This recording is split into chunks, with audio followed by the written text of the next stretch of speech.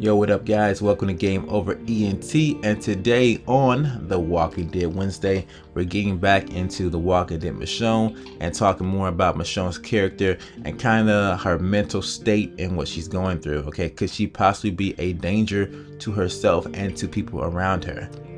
Quite possibly. Okay, so what Michonne is basically going through in this episode, we see it several times. I think it can be termed as severe post-traumatic stress disorder, which is defined as a mental disorder that arises from the experience of traumatic life events. And Michonne has had plenty of those to count, but now they are taking a toll on her mental state. So early on in the episode, we see Michonne having very powerful and explicit hallucinations, affecting I think like 3 of her senses: the sense of touch when she grabs the door and opens it up right in the beginning sequence, also the sense of sight and the sense of sound. So that's enough right there to really drive a person kind of insane. If I told you that I saw a door in the middle of the woods and I opened it up and I ended up in a condo, you probably would have me committed. Okay, but since we are not in the modern world and we're not dealing with modern technology, Michonne's gonna have to deal with this on her own. Now, some things I'm kind of curious whether Telltale's gonna go this route or not. Could Michonne possibly be a danger to people around her? You know, with her having this much powerful hallucination as she is, what's to say she doesn't like hallucinate Pete as a walker and actually try to kill him at some point in time, or doesn't hallucinate something else happening that's not really real and tries to react to that situation and actually hurt somebody in the process? It's very possible and it's highly out there. We've seen Michonne hallucinate I think about 3 times in this episode. First with the door, second time when you enter the ferry, and then the third time when you're being held captive next to Sam. She sees her daughters who aren't really there. All right, now when I was actually looking up this term, like what do you call somebody who hallucinates, in an attempt to sound smarter during this video, I ran across terms like schizophrenia, and I ran across hallucinator, of course, but I also ran across a case study here that describes Michonne to a T. So link is in the description to the page I found, but it's a report of a case of a 32-year-old black African woman with a history of post-traumatic stress disorder and psychosis. Now, when this woman was presented to mental health services, they reported that she has auditory and visual hallucinations. What's going on?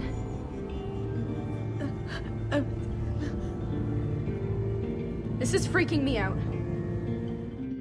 Severe delusions, suicidal thoughts. Some days I envy the dead.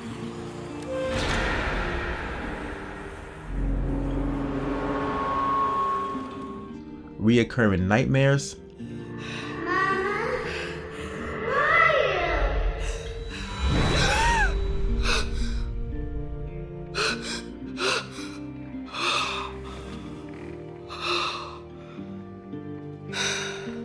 Fuck.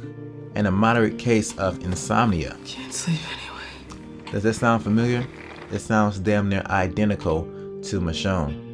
So all of these symptoms that this woman and Michonne have experienced were a symptom of the PTSD. And I was looking at ways, how do people like cope with PTSD? How do they like neutralize that? And I ran across a term called repressed memories, which is actually giving me another theory about what happened to Michonne's daughter and maybe the direction that Telltale's going to go with this story.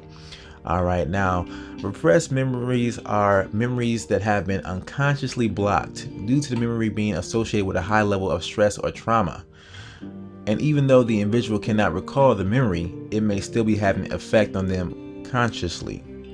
And my theory here is that Michonne has actually already seen what's happened to her daughter. She knows the fate of her daughters, what's happened to them, but it was such a stressful, traumatic experience that she mentally blocked it out unconsciously. So she has that memory in there, and that's what's causing all these things to really haunt her about her daughters and stuff like that, because she's put this memory and traded with false memories. And the only way we'll probably find out the truth is probably finding some kind of hardcore evidence that Michonne's already been there, that she's already seen what's kind of happened, and that's probably be the way it's going to go. In my personal opinion, that's how I think that's going, because right now finding Michonne's daughters is not really the goal here.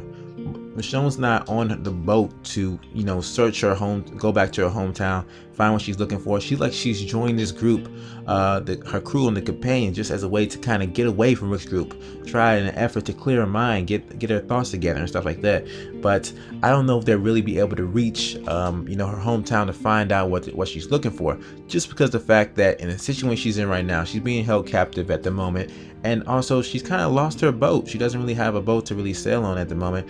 So the direction that Telltale's going right now, it seems like a story of survival, just a normal Walking Dead story, like how do we survive in this situation, not really like exploring a lot of things and trying to find the truth of these answers of what happened to Michonne's daughters. So that's why I also think that she's going to get those answers, but within her own mind.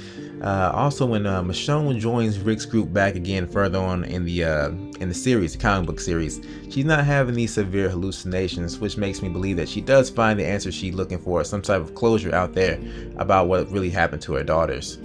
And we know Telltale always likes to give these bittersweet endings with The Walking Dead. Maybe the character does accomplish their goal, but they end up dying in the process. Maybe we do reach the promised land, but we have to make a sacrifice on a friend to get in. Something like that. Telltale's always been bittersweet as far as The Walking Dead endings go, and I think this one will be no different. Okay, we will find the answer, but it will not be a good answer as far as Michonne's daughters are concerned.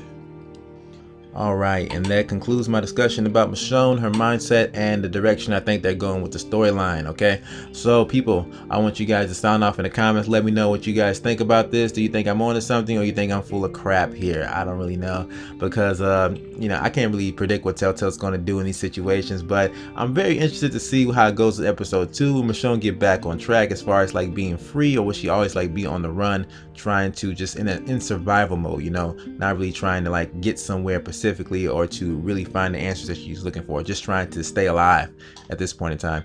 But we'll have to see with future episodes. All right, so guys, I'll catch you on the next one, man. Thank you for watching. Game Over out.